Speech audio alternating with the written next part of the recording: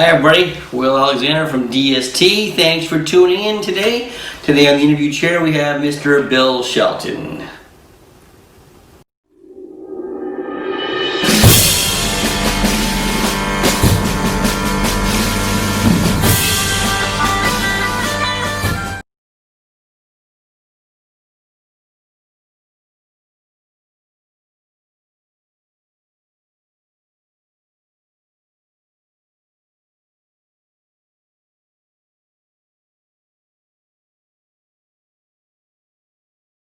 Hi everybody, today our special guest is Bill Shelton. How are you, Bill? I'm doing well, and you? I'm doing great. You look fabulous. Oh, likewise. Oh, thank you. Thank you. So how's this pandemic been treating you? You've been trying to stay really busy? well. I'm coming to you today from the farm in Missouri, not from California, not from the house in California, and I wish everyone's life was as fabulous as mine. I love it here. It's beautiful. Yeah. The dogs love it. I have huge places for them, big paddocks, and it's incredible. I couldn't be happier. That's amazing. That's amazing. Yeah. That's great to hear. And I like Missouri. I visited Eddie a couple times in Missouri. It's a beautiful state. I always say Missouri loves company. There you go. Exactly. And I'm south in Missouri. I'm in the Ozarks, so I'm quite a bit further than Eddie. He's in a very he's in a place that's a bit more sophisticated than the Ozarks, should I say. We play our banjos down here. Great. Okay, I'm going to get right into this, Bill. Tell me how you first got started in dogs. Well, interesting. Tell me what age you were too, as well. What's that? Tell me what age you were when you started as well. Oh, I must have been like about 8, 9, 10 years old, right around in there. 8. I got a basset hound of all things, and so anyway, it had to be trained because it was very ill behaved, and so I went to these classes, and so I had the opportunity to meet a fellow who, at that time, was kind of the Caesar Milan of dog training. His name was Bill Keeler, and he trained all the Walt Disney animals. So during the course of that was my first involvement, all the way through junior high school. Is I also showed dogs then, but I was really involved with him in training dogs and getting to, because he did all those Disney movies like Big Red, Old Yeller, Please Don't Eat the Daisies. He trained the cats for that darn cat. He was very involved in training. He did a lot of peripheral stuff too, as far as guard dog work and just general classes. And so that's where I got started. It was quite an experience, and I loved every minute of it. And it really served me well throughout every phase of my dog life. Absolutely. That was Bill. His name is Bill Keeler. Yes. Yeah. That's interesting. So when did you first start going to dog shows then? Well, it must have been, in like 64, 65, someplace in there. Yeah. Did you show the basset hound? What's that? Did you show your basset hound? I did, yeah, and then see from there. I had my basset hound, and then I got another basset hound. You know how it goes. One's not enough, and so I had 3. And my parents were quite doting and quite. They cooperated quite well and got me to the shows, and then I met a friend, and she had just got her driver's license, so she and I went to she showed Afghans, and so I actually got a couple of Afghans, and I have a lot of stories to tell about that, and had a lot of fun and that sort of thing. And it was around the early 70s, while I was still in high school, I met Mary Rogers and of Marienburg Kennels, and we had a lifelong relationship, and I got my first Doberman sometime in about 71, 72. Yeah, and so then it went from there, and that's where I really got into more into the conformation showing and being involved in that part of it. And I've never looked back. It's been a great lot of fun. It's incredible, and I still not. I mean, I hope I have a little bit more time. I hope I have a lot of time. Sure you do. Yeah, absolutely. So when you met Mary, is that basically when your handling career started then? Well, I started going to dog because I was still, in the States, you couldn't be a dog handler until you were 21 years old, and you had to serve as an apprentice, and you were actually issued a license, just like you are a judge's license today. So I actually went to work as an apprentice for a few people, Yvonne Shashutian, and I actually helped Eddie and Leslie Boys, and then I went and lived at Mary Rogers' facility for 2 years while I was still going to high school at the time, and so you actually had apprenticeship licenses where you worked for people, and so I did that, and it was a great experience. Oh my gosh, it was incredible. And Mary and I became quite kindred spirits, even though she was a bit older than I. We learned everything we possibly could about anatomy, and we devoured everything we could find about reading material and anything we could possibly learn about breeding dogs and showing dogs, and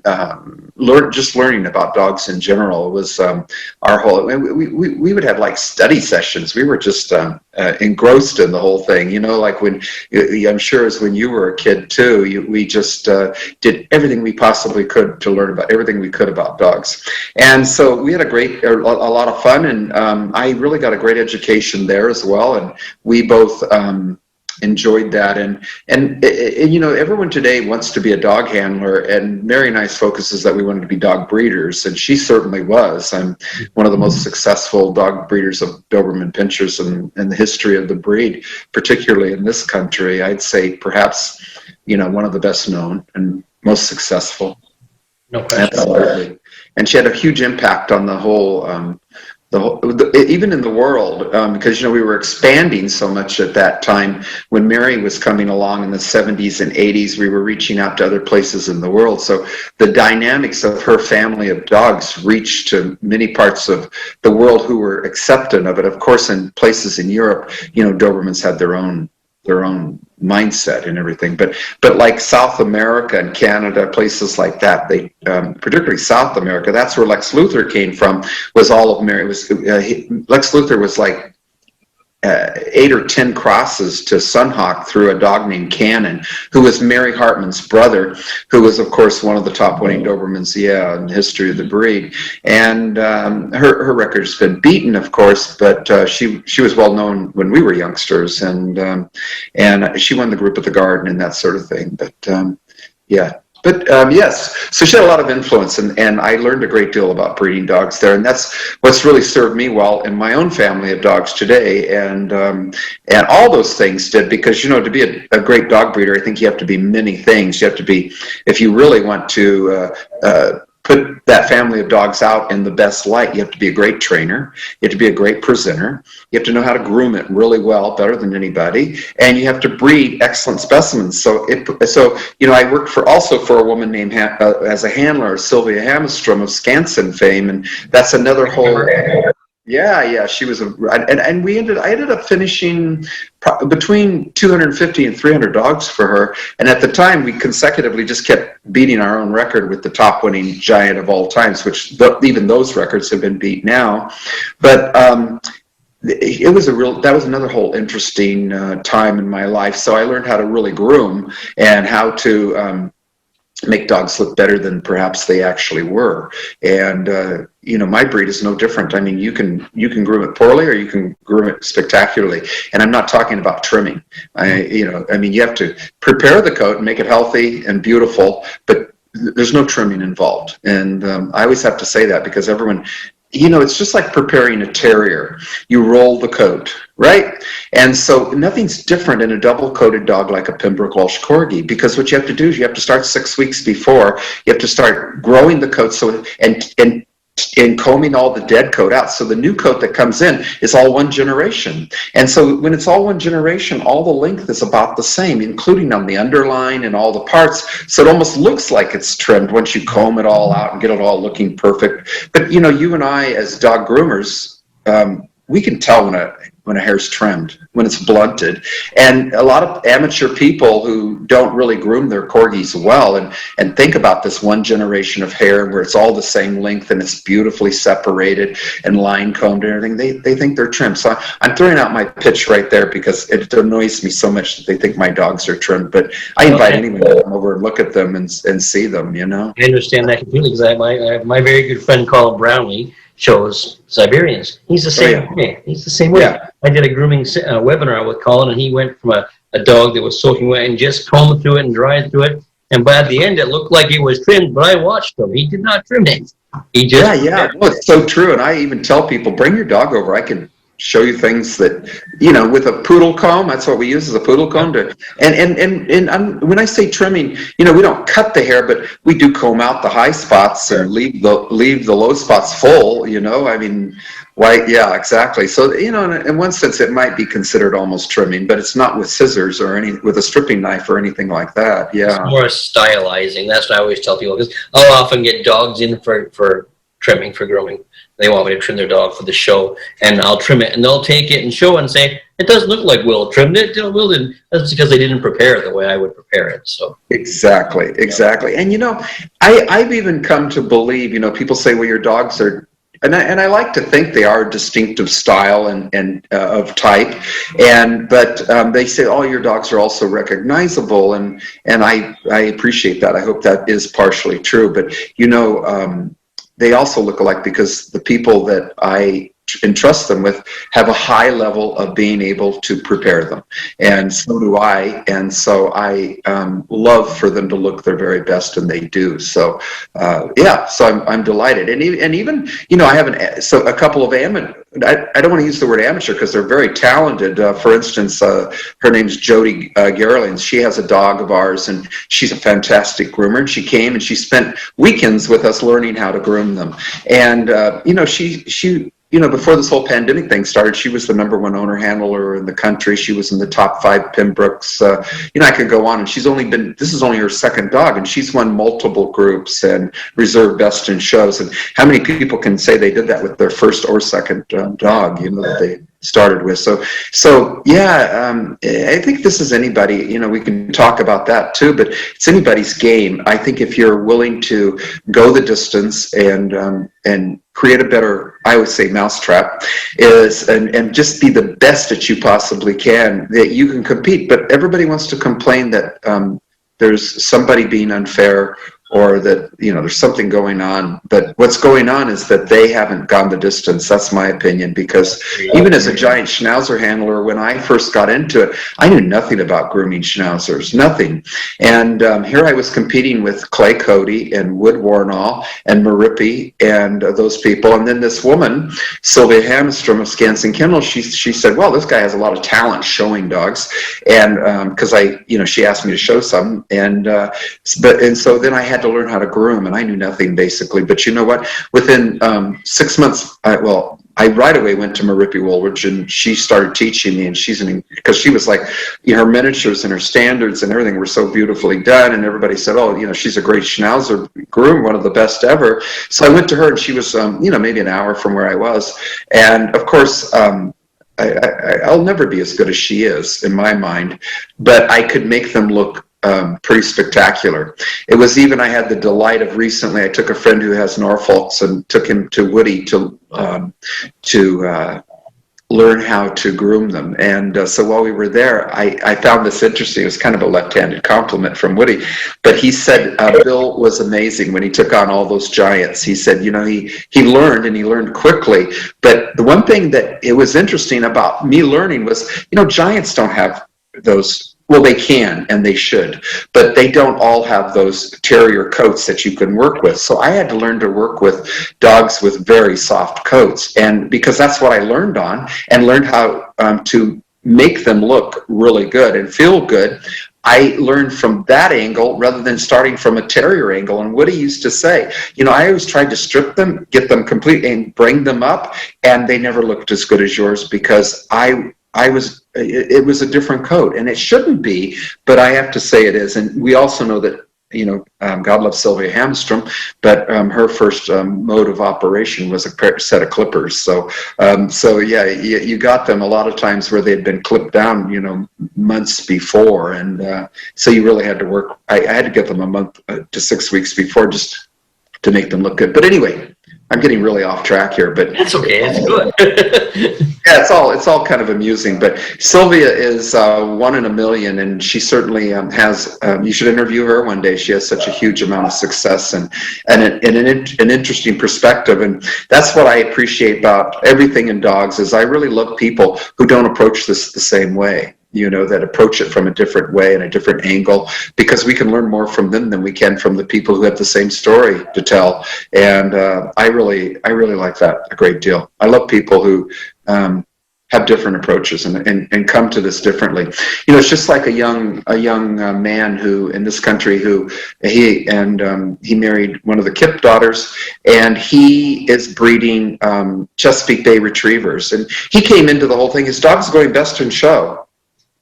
He's doing a fantastic job. You probably know the people, and he came into, he's a gun dog person, he's a trainer, he's a field trainer, and that's how he got into it. And during this whole pandemic thing, he was still working in the field, training people's dogs, making lots of money and everything. He wasn't, just because dog shows stopped, and he has a whole another way of approaching the whole canine world, the whole dog show world, and we've gotten away from that whole purpose meets dog shows, and we should really get back to a lot of that, I think. His show is through, especially with that young man, because it's form and function, and his dogs do the job, and then they are rewarded at our shows, which I think is the best. Yeah, absolutely. I admire him a great deal. Yeah, he's a very clever fellow. Yep. Yeah. So you talked about Sylvia and Mary.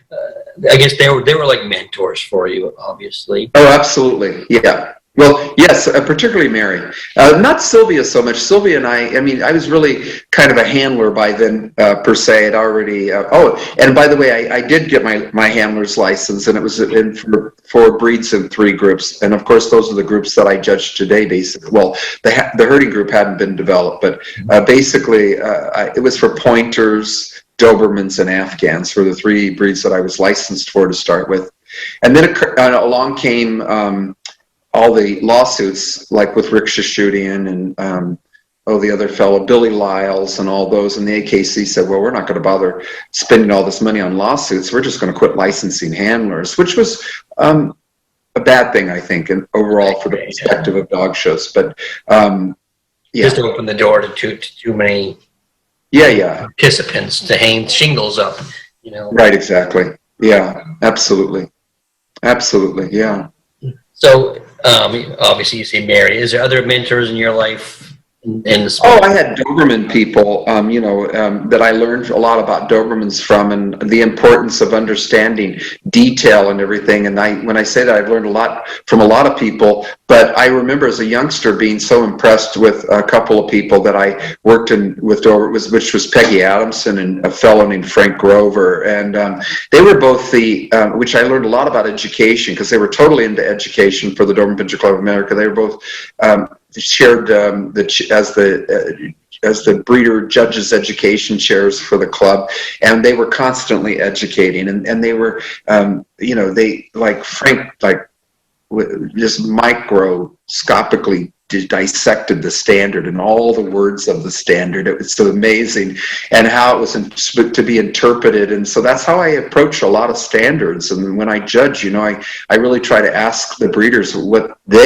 because standards are all about standards are all similar. A lot of them use the same words. And so how do you determine what those words are until you go to the people who really cherish the breed and love the breed and can interpret it for you? And of course, then you regurgitate, you chew all that up, and then you bring it back up, and you decide what parts you're going to keep and what parts are important, and then you go about judging that way.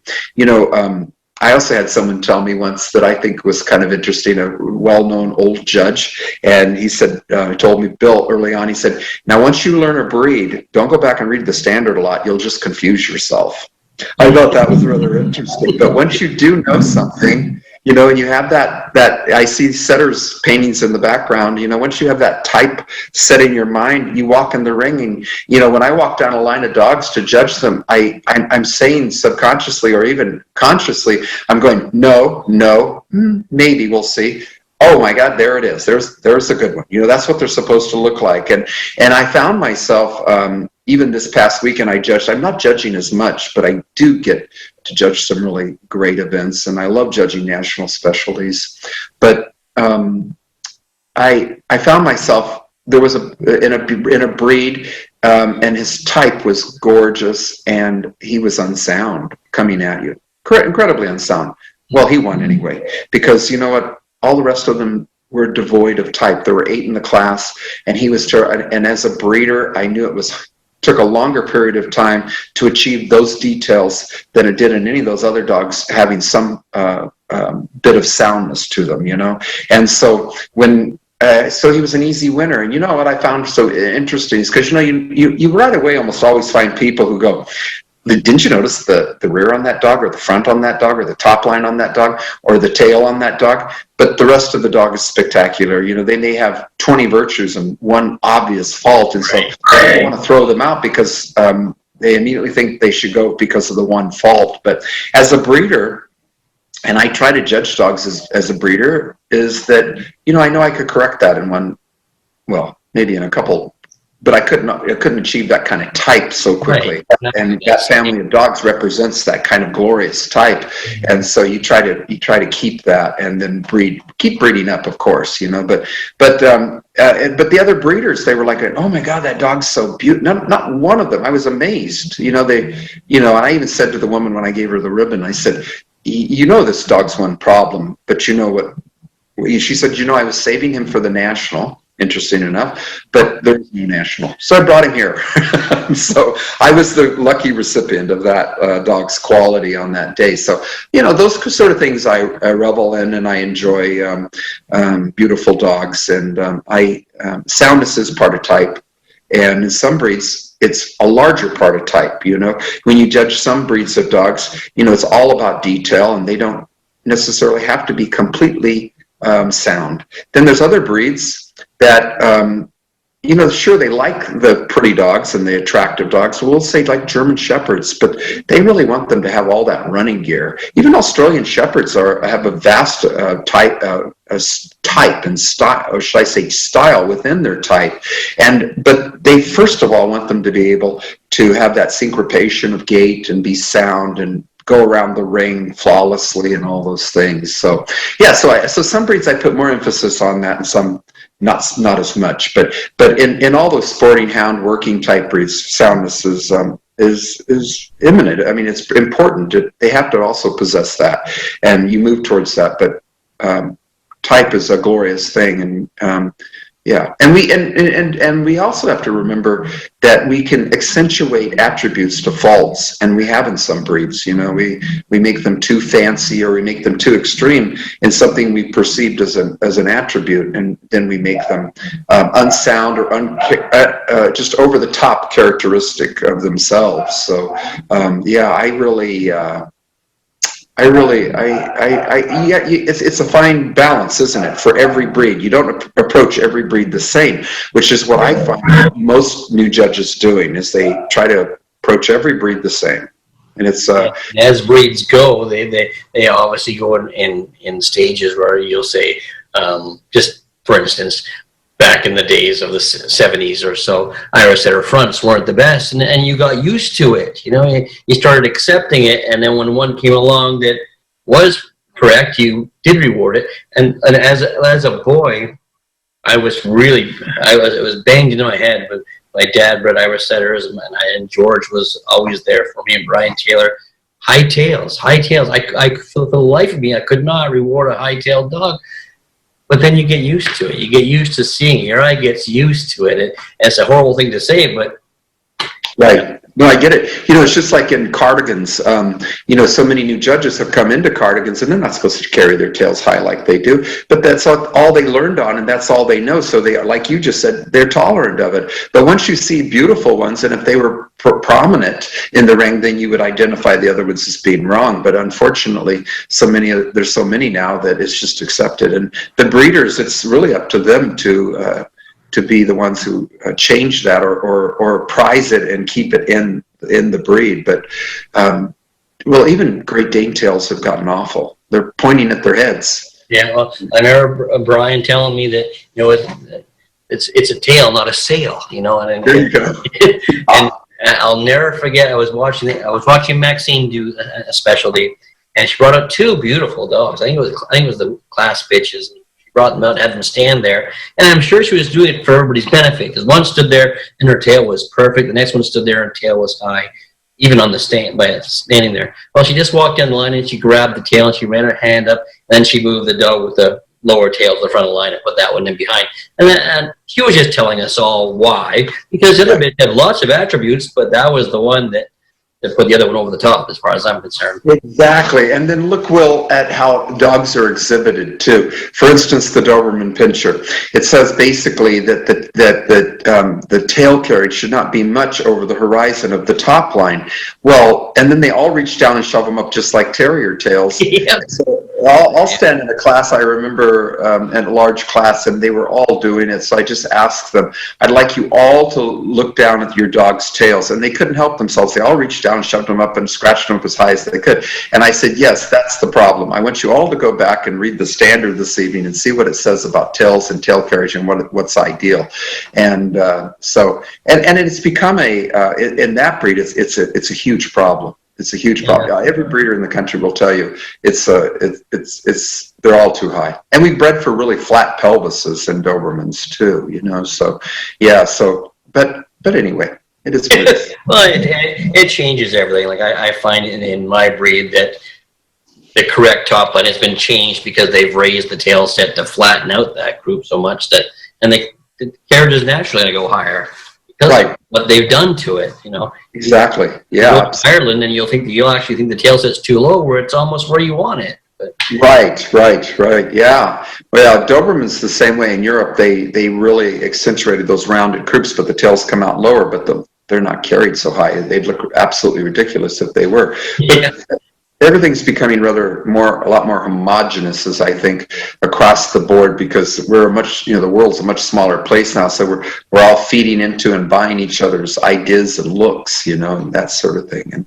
And of course, America is such a popular place when it comes to dogs, and seen as one of the best places for many breeds, not all breeds.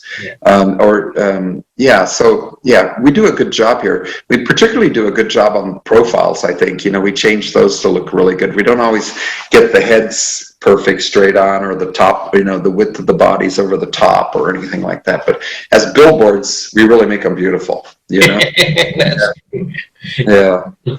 So when did you stop showing dogs professionally?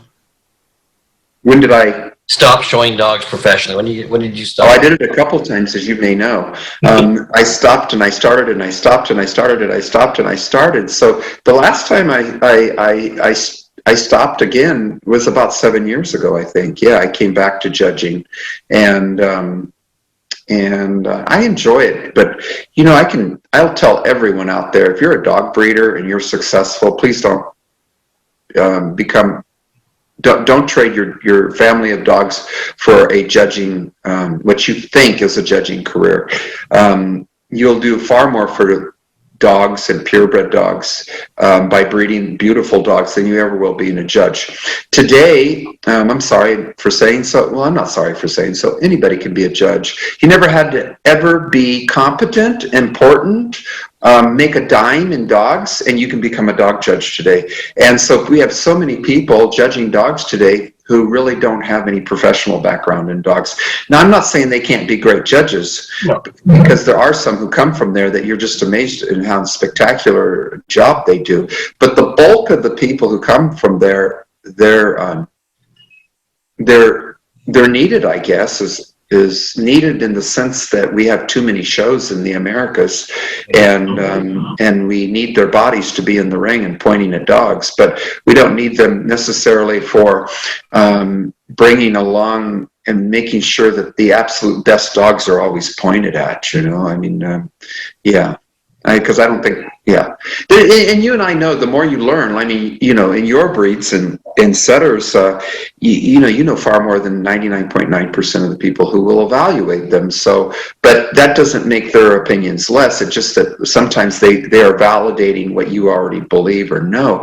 But yes, you know, it's always a conversation I find, is that, would you rather have your dog judged by somebody who's mediocre, who knows the breed really well and has loved the breed and cherished it, or by somebody who is mediocre and has never or even better than mediocre, but really has never lived with the breed or has no background in it. I don't know, I don't know.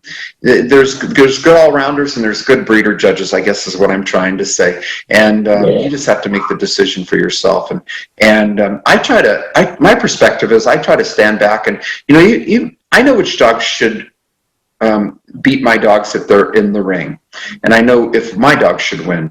But I'm also very equal in the sense that if I know there's a dog of a different style in there, that's not my style, but it's a good one of that style and it beats mine, I'm good with that, because that judge just recognizes that they appreciate different things in the breed than I appreciate, and that's okay with me too. So that dog ends up being as good possibly too. So it doesn't bother me when a dog of equal quality beats mine, and I don't mean they have to be the same style of type or the same type. Yeah. I remember I was showing to somebody, we were quite friendly, and they put another dog over my dog, and they said to me, "Didn't that dog remind you of so-and-so?" And when I thought about it, they were right. Yeah, but you didn't like that dog. Well, and he had his virtues. So that dog had his virtues, and now that the person reminded me of it, I look at that dog and I see it. So, yeah. Yes, absolutely. Yeah, the thing I miss is I used to, there were so many people around the dog shows who made, I don't know what they knew, but they were a lot more passionate than they are today. And all they talked about was dogs and about the details of dogs and the soundness of dogs. And they weren't always complaining. Maybe they complained too, but it was a different sort of complaining. There was more validity behind it. They really talked about detailing and soundness, or compared dogs, or talked about, when you go in the ring today, I always find it interesting is there seems to be no real, there isn't always enough numbers to do it, but even when there are enough numbers, there's no real comparison going on. You know what I mean? They're not like you can't tell. They're like, I like that dog and that eighth dog in line. And you can, I used to love seeing that in a judge. You'd go, yeah, that I agree. That dog at the front of the line, that eighth dog, and they're really looking at them, running them around, having them stand and judging them together I don't know. I just loved people who are passionate about what they do and about how they can get so wrapped up in it, and that's why people who have tempers, in the ring, I don't want them to, I don't tolerate bad people being uncivil, but I do understand their passion and anger, or they're upset, when they're in the moment of competition, and they know how beautiful their dog is, and they lose because it breaks their heart, just like it would you or me. And when we've had great judges do that, and you just takes the wind out of your sails for that moment of time. But then you get over it, but you always remember those moments, don't you, when you got beat with a great dog by another great dog, because you're always oh, well, I can see what's wrong with that one too. I may know through and through what's wrong with mine also, but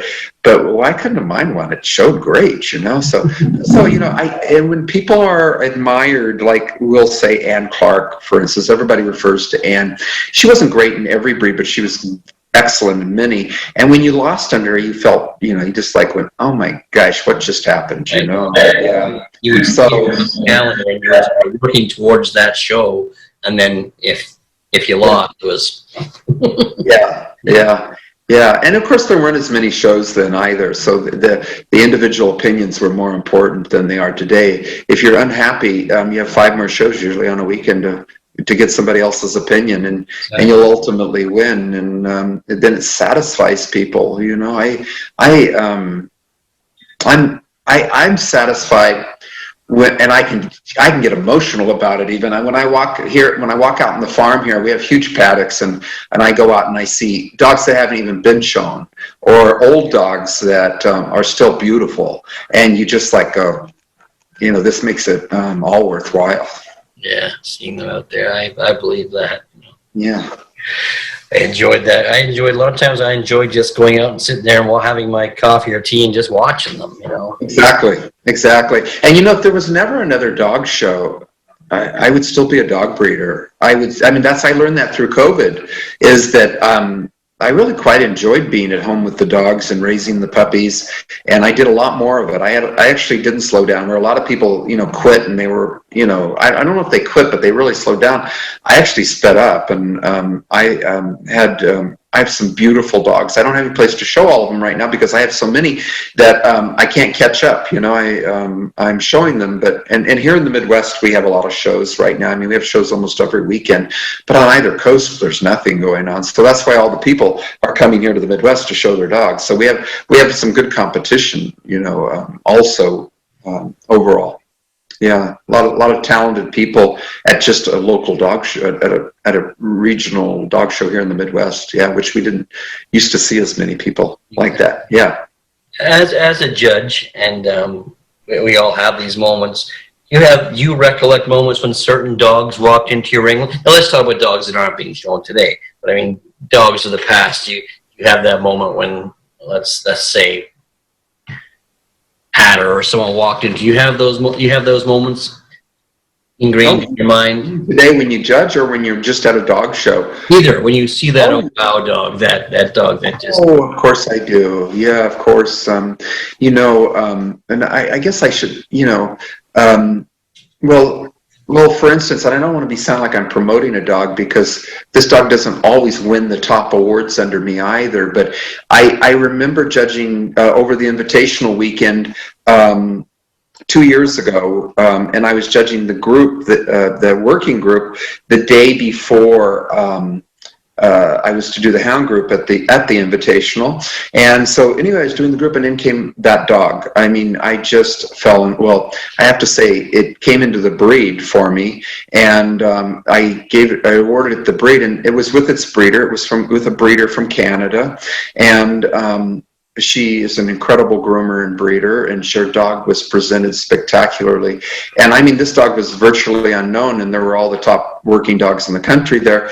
And I just thought there was no possible way this dog, after I got all done, could lose. He was just, it's one of those moments, of a dog that's just so beautiful and presented well, and has not only the detailing of type, but the attitude, and it's just, yes, those dogs still appear. I really quite enjoy that. And yeah, those moments make it all even more worth it as a judge, doesn't it?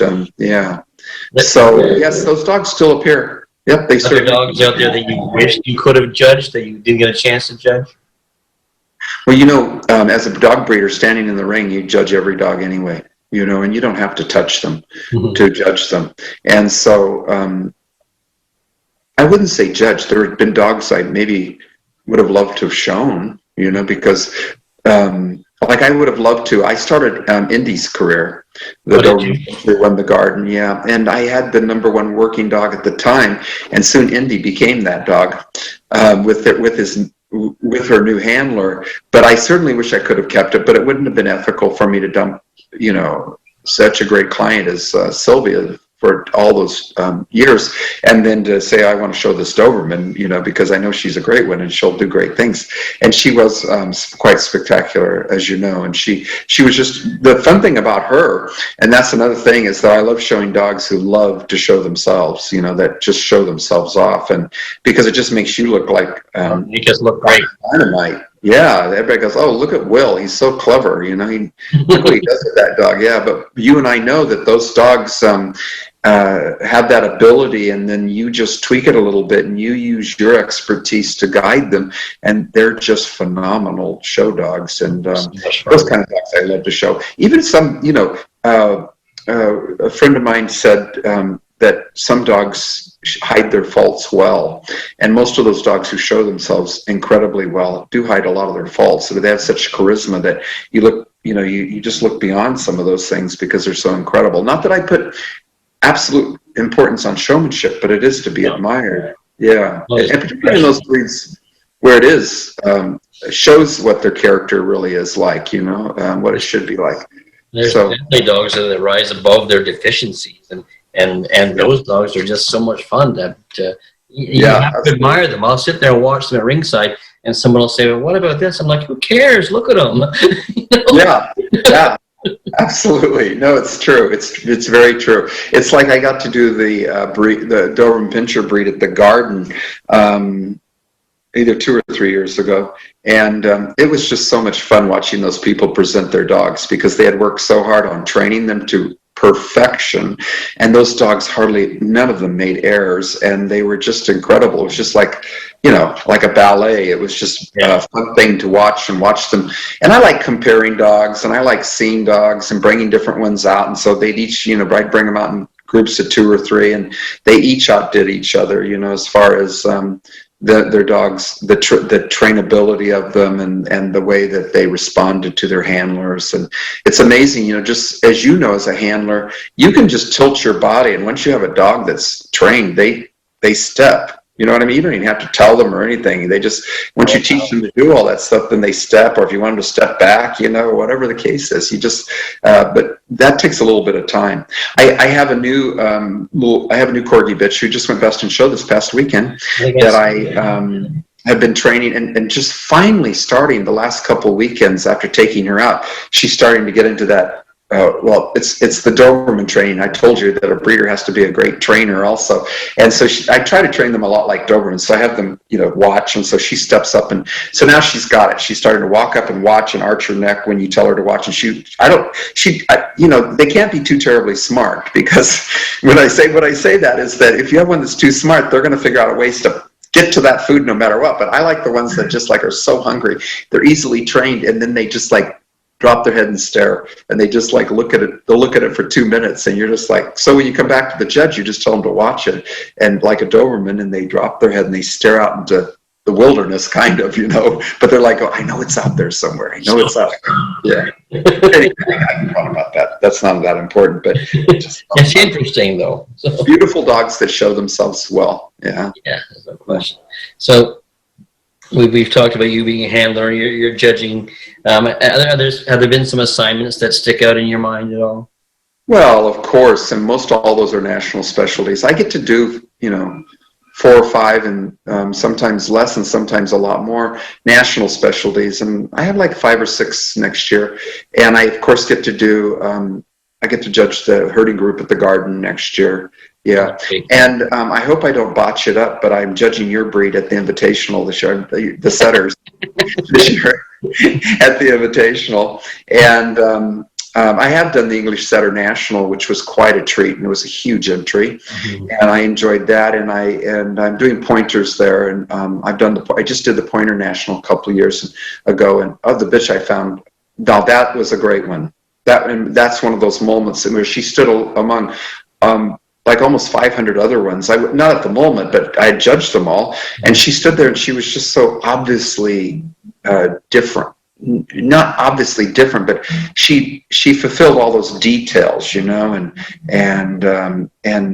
yeah, there were so few that actually had lashing tails. They kind of went around, and they kind of went up, and they kind of went, but she's actually going around the ring, and it was in her head type, and she was just beautiful.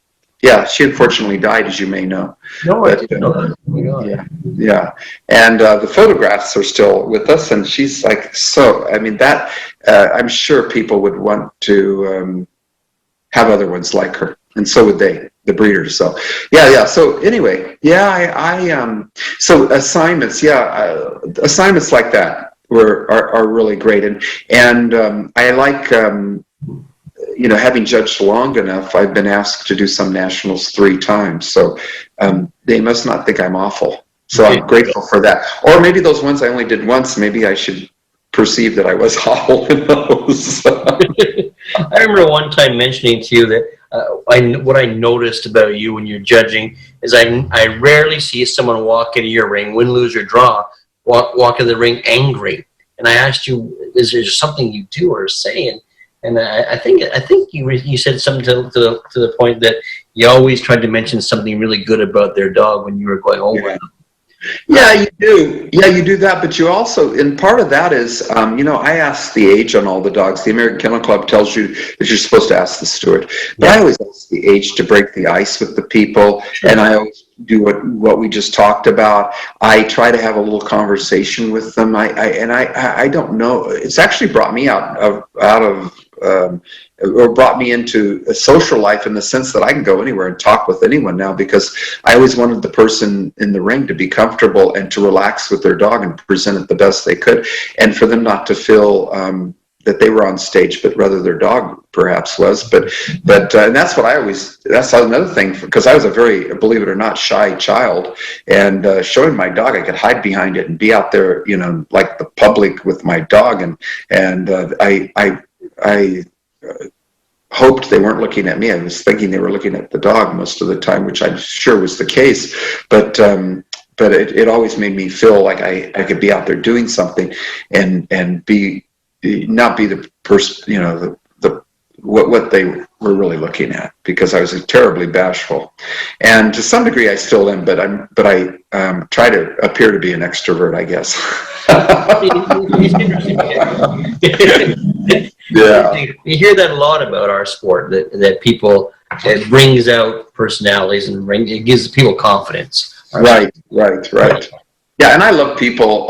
I really like people, I should say. I love dogs, and so I enjoy people. I enjoy, particularly people who have introspection and want to be better at whatever they're doing. I really enjoy that. So yeah, and learning. I love learning. What advice would you give for an aspiring judge or breeder? Let's do both. Okay, as an aspiring exhibitor first. Yeah, let's do it. Let's do an aspiring breeder first. One that wants to get into breeding dogs seriously. What advice would you give them? Mm-hmm. To learn, of course, the simple things, which everyone would give you the advice to learn as much as you possibly can about everything you possibly can, from grooming, breeding and all that. But to know there's a few things, when you purposely breed dogs, intentionally breed them, you're not going to be perfect. Nothing's going to be perfect about them. They're mammals, just like you and I are mammals. We have health issues. Dogs are going to have health issues. And there's so much blame game going on with other breeders who have never bred. They'll say, well, that's because you've never bred enough. That's the problem. Yeah, if you breed enough and if you're successful enough, breeding dogs, you'll have the worst. Here I go getting emotional about this again. But breeding dogs, you have the worst days and the best days of your life. So, sorry about that. No, that's fine, Bill. That's good. It shows your passion. Yeah, and it presents itself every day. Particularly if you have large families of dogs. So you're not going to be perfect. That's what I would tell them, and not to expect to be perfect, and not to expect to be perfect in everyone's eyes. So at the end of the day, do the best you can and try to produce the healthiest dogs you can that are beautiful, and just to go forward every day. The most successful breeders I've ever met, they retained a positive attitude and they kept moving forward. They didn't take setbacks as being the end of the trail. I've seen so many fabulous people and breeders that I can think of that they just kept moving forward. I have a friend, and you know her, I'm sure, Faye Strauss, and in her own right, she is an incredible breeder, and she's a judge now, does a great job. But the thing I always notice about Faye that I adored when I was younger and I'd watch her is that if she had an idea about doing something, she'd come to you and tell you the idea, and if you went, I don't think that's such a good idea, she'd just walk around you and go to the next person. For like many of us, we would have just went, I guess that's not a good idea. I guess I'll pursue something else, but she never did that. I admired that. And that's what I have to say to dog breeders is, have a focus on what you really think and cherish about your breed, that those details that you want to accentuate, and never stop striving to gather them and bring them into your own dogs. Some people get into such a ego trip that when in breeding dogs that they think, well, I've got the recipe and now I'm just going to keep just keep breeding those same dogs over and over and over. But there's no goal in that, because at the end of the day, you should, just like genes, today we have to breed healthy dogs, not only beautiful dogs, but we have to breed healthy dogs. So now do we not only have to worry about their soundness, head type, color, all those things, we have to worry about their DM, their hearts, their eyes, and all of these things. And so we can't improve, and always remember this too, we can't improve the generation that we have without breeding on. So keep breeding forward, and don't take anyone's advice or anything that breeding less is a good thing. You know, when people say, oh, I only breed when I want something for myself. Well, you're not really a dog breeder. You're just, I don't know what you are, but you're not a dog breeder. Because a real dog breeder breeds forward and breeds dogs that are the next generation, that's actually a stepping stone to the next one and the next one and the next one.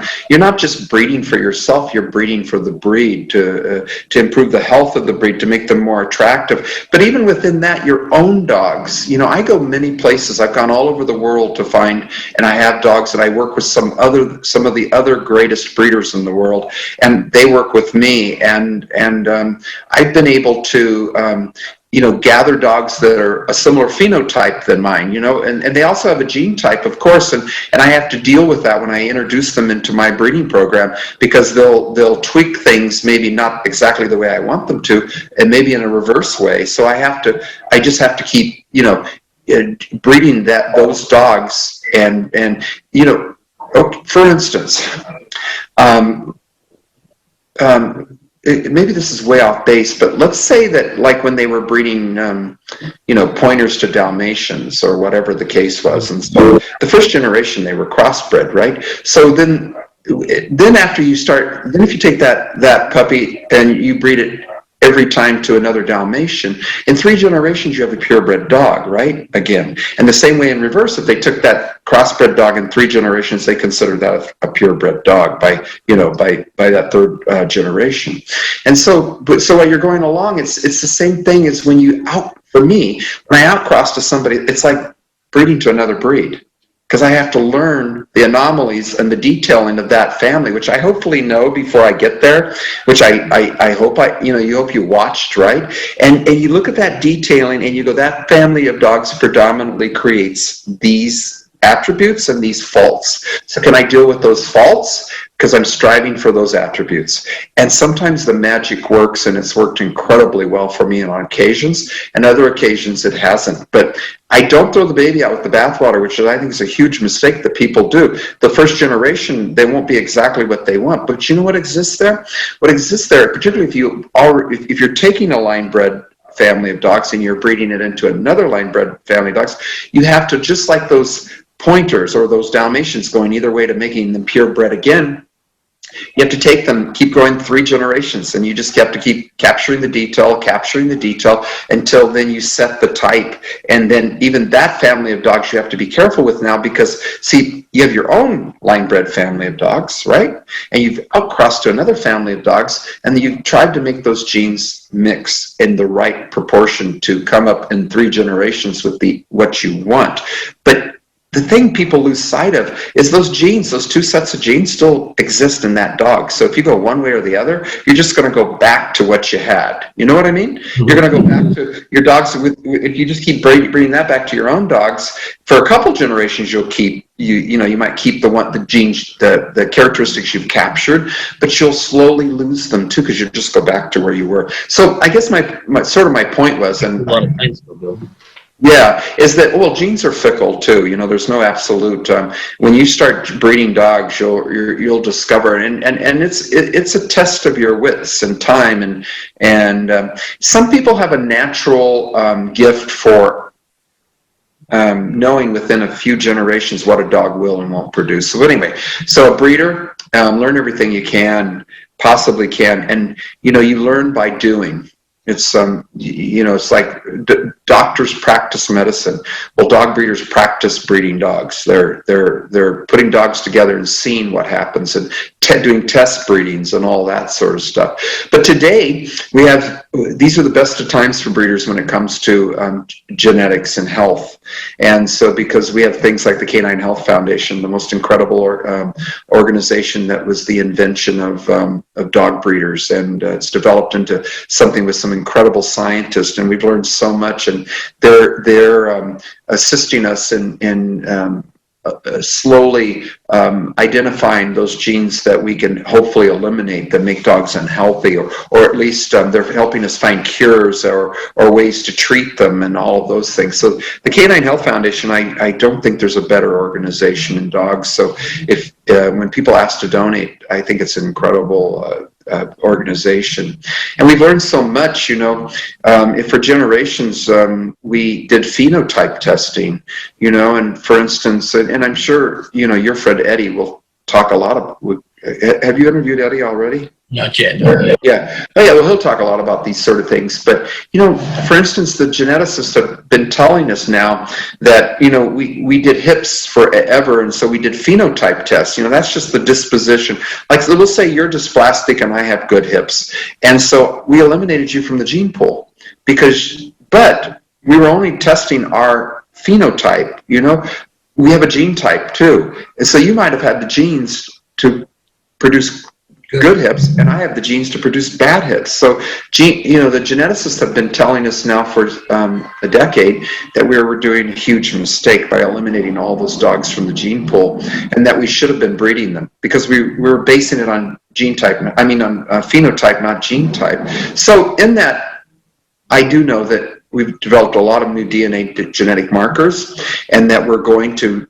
They say that and once you have one marker, it leads to the next and the next and the next. And so they claim that over the next several years that we're going to have a lot of great DNA genetic markers. It's starting to get a little dark here. Maybe I should turn on a light, huh? It was nice and sunny when we started. Yeah. Since you wore all three hats, I'm going to add another topic to this, can you also get advice for handlers, because you wore the handler's hat for a lot of time as well? Well, I think to be passionate about the dogs and not just about winning, and the care of dogs, and to put their health and lives above all else, of course, and it should go without saying. And that conditioning, I see so many handlers who don't condition anymore. Their dogs are unconditioned, and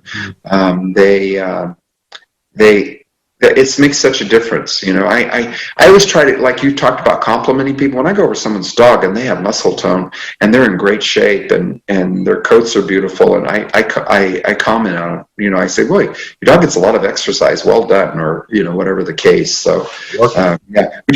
Should I turn on a light real quick?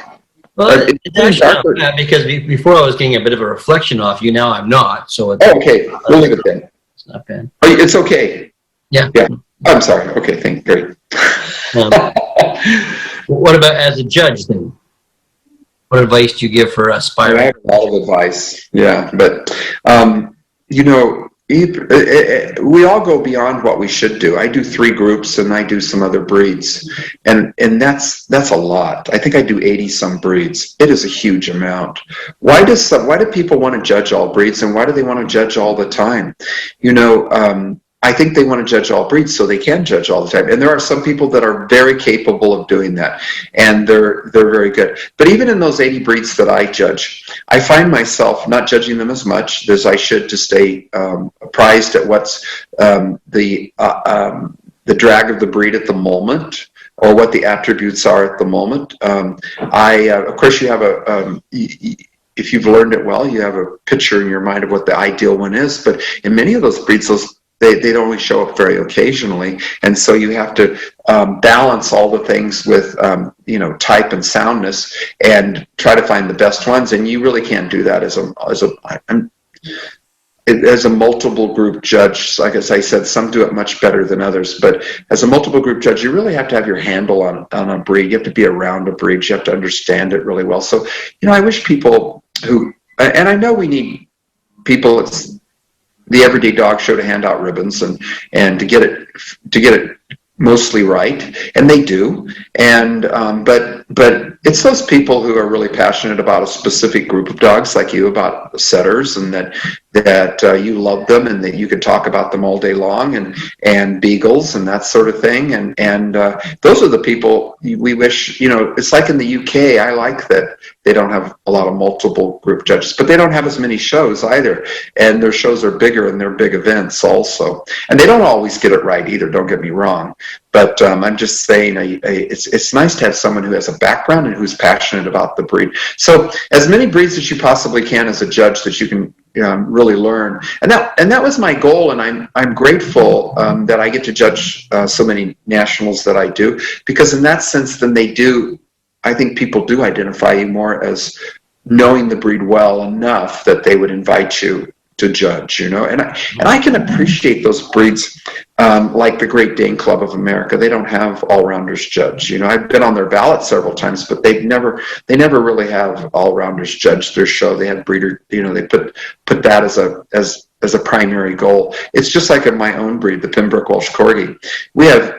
We've had a couple all-rounders judge our national, and we typically don't. And the rules are almost put in the case that they can't qualify to judge our national. So there are many breeds, and I don't know that that's good either, but you can go to the All Breed Dog Show and get their opinion. So, rather than doing it at a national or at a specialty. And so, I'm always amazed, like having the opportunity to judge, like, say, the Irish Setter National, the English Setter National, or the Pointer National. Sporting dogs aren't my breed, but I got to do their nationals, and you ask great moments in judging. Those are all very difficult moments in judging, but they're also the best moments. They come down to dogs that you would otherwise give best, award best in show to. And I've also found national specialties, and early on when I was judging a huge specialty around the national, when all the dogs show up, a real eye opener, because I remember beginning to judge, and I was judging a breed, and there was a dog who presented itself in the group, and I just thought it was one of those, I don't want to say it's a fooler, but it was a beautiful show dog, and it was incredibly sound. And I thought, this thing is just gorgeously shown and groomed. And so it won a couple groups under me. So then I judged the national, and I went, I've got this all wrong. You suddenly, when it stands among other great ones, you go, I got it now, and so it's not until you have that opportunity to see a lot of great ones and to stand among those great ones that if you're a good enough dog person, you're immediately going to say, you messed up here, and that, even after as much as I did for this particular bitch, I think she got the Ninth Award of Merit or something, because I was off type. It was so obvious I got it, So, but anyway, yeah, and purpose. When a judge judges a dog, they shouldn't just say, "Oh, it's a retriever." They should, delve more into, what kind of terrain they did and what their coats really should look like, and not that their coat should be a dog show trim or a dog show coat. They should think about, that the dog had a purpose, and that it's okay that the dog doesn't have, the coat that beautiful Irish Setter painting in the background of yours has, that they don't have to have that, to be a great one. And so people have to look beyond. It's just like poodles, if a dog doesn't have a great haircut, it's not a great poodle, it seems, in many cases. And there's so many unattractive poodles that are shown with great haircuts, that are really, and really present themselves well. Yeah. And so there's a lot to be said about all of it, and not to be deceived or fooled that you believe you know everything, because you don't. And you can always learn something from the next person or the next breeder. And I hope I do that all the time. I hope I meet so many people, and that's why I said I love people who are individuals who do it differently and approach it from a different angle, because those are the people we learn from. Like Sylvia Hamstrom, everybody has what they want to say about Sylvia Hamstrom, but she approached it so uniquely and differently that many of us learn many things from her. She learned things from us as well, and so it was quite enjoyable. But I loved her whole perspective about dogs. It was very interesting. It still is, yeah. Well, those are good answers. I have one last question for you. All right, it'll take me about an hour. If you could talk to the 20-year-old Bill Shelton what advice would you give him now? Oh, to go bravely forward, not to believe everyone knows more than I do. Yeah. And, but it served me well because I had an introspection that I didn't know everything. And because I had that introspection, I was able to sit back and watch more. Now I'm a big talker and I talk more than I should. I should listen more. But in those days, I only listened. And there were great people to listen to. There really were. And now everybody wants to talk. And it's okay with me, and I usually end up sitting back again once everybody starts talking, and I just sit back and listen to them because I learn about them more than I learn about something new about dogs. But I learn about them and what how they're approaching dogs in that sense. And at the end of the day, I hope that dog breeders, dog exhibitors, dog handlers, everyone understands that this isn't. We've created this whole industry around the showing of dogs, but we've lacked and we're losing so much about purposely breeding them and bringing them into this world and making them, each individual breed, even better, a family of dogs and generation better than the last. And so I really wish, and in this COVID thing we have a bit, we've moved away from the whole industry of showing dogs and moved closer to being with our dogs, breeding dogs, and appreciating them for who and what they really are. And that's just dogs. And that's why I mentioned that particular Chesapeake. And there's other ones too, young people who are coming up that actually have the true sense of what dogs are about, and that's about their purpose and about breeding them towards that purpose and not being afraid of breeding several and having great things happen and having very bad things happen, and but still going forward and creating just an incredible family of dogs. That's my passion. Is I want to, we'll all be forgotten after 10 years when we're gone, but mostly. But at the end of the day, for at least that period, I want to be remembered for having beautiful dogs and being surrounded by them and recognizing them and loving every minute of it. And I do. I can tell. Yeah, I wouldn't want any other life. I've been so incredibly lucky to be surrounded by people who have supported me all my life, and in all phases. They still do today, in so many different aspects of my life. And if it wasn't for them, I couldn't be here at the farm today. And enjoying what I do. I'm gifted. I'm when I say they've given me the gift, So, yeah, absolutely. And what better way? I mean, we live in the most the best times. There's many things going on, but we live in the best times, and that's what I always tell people. They'll say, "Oh, I'm glad I grew up in dogs when I did, and it was the best of times, and it was so spectacular." Well, surely it was for you, but this new generation, it's the best of times for them. Yeah.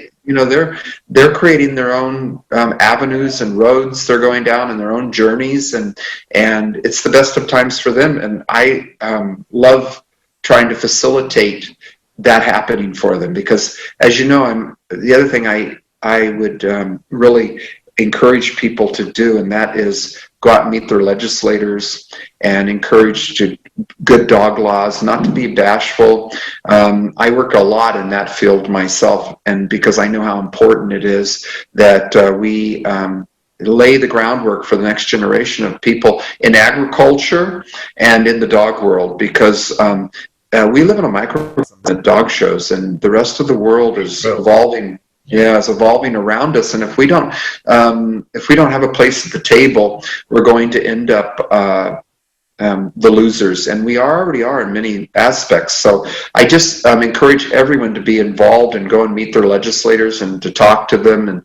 And I have the privilege of working with an organization called the National Animal Interest Alliance with Patty Strand. And it's really a great organization, and I've been able to work a little bit with the AKC PAC and Sheila Golf. She's an incredible person who works every day to make sure that we, and Patty Strand's organization, the National Animal Interest Alliance, works every day to make sure that you and I in all aspects have the ability to show our dogs, or to do that as an end. Really what they're doing is making sure that we can own and possess and breed the breed we choose, because so much of that in many provinces and many states and many counties and cities, those choices are being limited every day, and it's happening almost like in a rolling sequence. That's one reason why I chose the state of Missouri to live in. People, they'll use the derogatory term and call it a puppy mill state, but I'll tell you, they have one of the most efficient, best breeding programs in the whole United States, because they actually put on seminars. They hire the best genealogists, scientists to for seminars. They go regionally. They do regional health testing in like all the county. The little town that's 8 miles from me, they even appear there. The American Kennel Club and the state of Missouri and the Department of Agriculture put on health testing and health screening. You can go there and get your dog's hips, eyes, and all those things done there.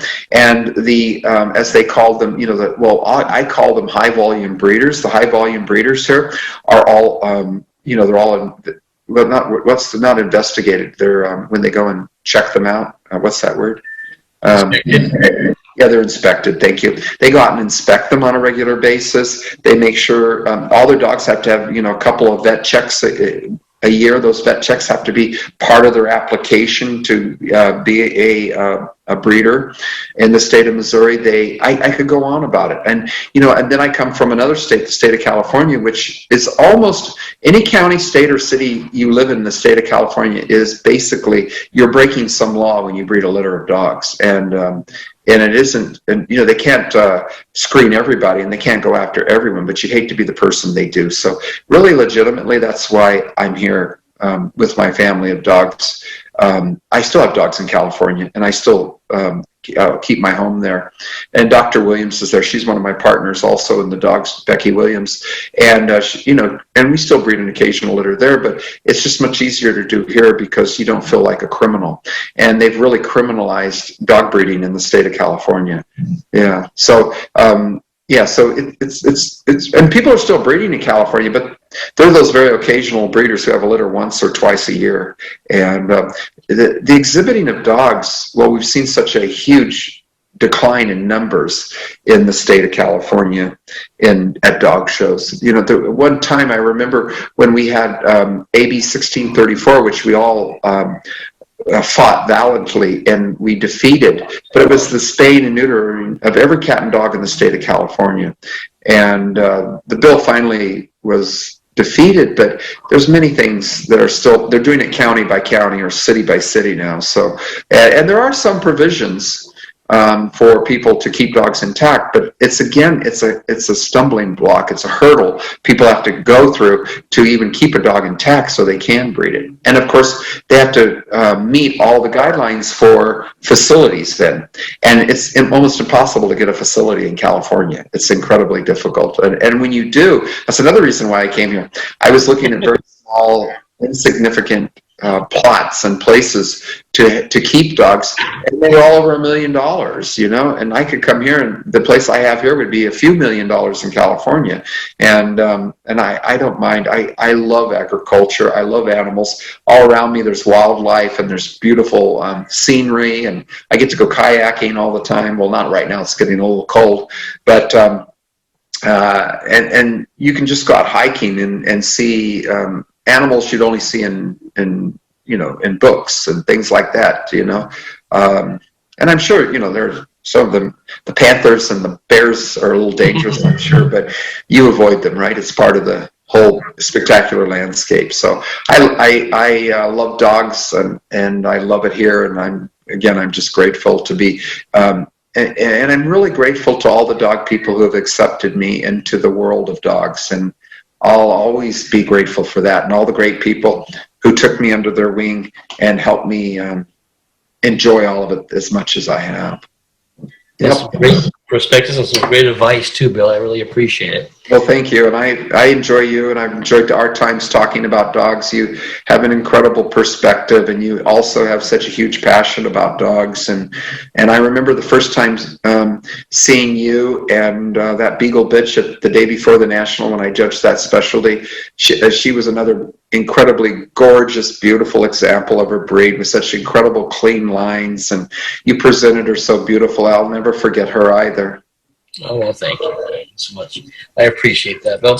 Well, it was great spending this time with you, and I hopefully we'll catch up somewhere in person. Yeah. You're doing great. You look fabulous. You look healthy. Well, you're kind. Happy. Yeah. So. Yeah. Well, I'm looking forward to seeing you too. So hopefully, will you be going to the Invitational? Not this year. I was supposed to go, but our border is so closed. So. Oh, that's right. I forgot about that. Yes, indeed. That's right. Well, hopefully by June you can come to Lyndhurst Estate to Westminster and enjoy that. Hope so, because the Irish International is the week after, so I want to be there. So. Yes, absolutely. Well, you're a treasure. You're a fabulous guy, and I know all these people who have been talking about this program that you're doing. You didn't have to do this, and you bring such enlightenment, and you're getting great people to interview, and it's a joy to watch and learn from them. Oh, it's been so much fun doing it. It really has. I've gotten to. Well, it's educational for everybody. So. Right. Exactly. Exactly. And I'm going to go and get a T-cell shot tomorrow so I don't get so emotional when I do interviews. Yeah, exactly. Okay, Bill. Well, all right. Take care of yourself. And again, thank you so much. I really appreciate My pleasure. your time. Have a good evening. You too. Well, thank you so much, Bill. Thanks for the time and your interview. It was a wonderful interview. If you like what we're doing here, make sure you press the like, share, and subscribe button. If you want to get a hold of me, get a hold of me at dogshowtips@gmail.com. Or if you just want to find out what's happening in Will's world, go to willalexander.net. Until next time, guys, we'll see you soon.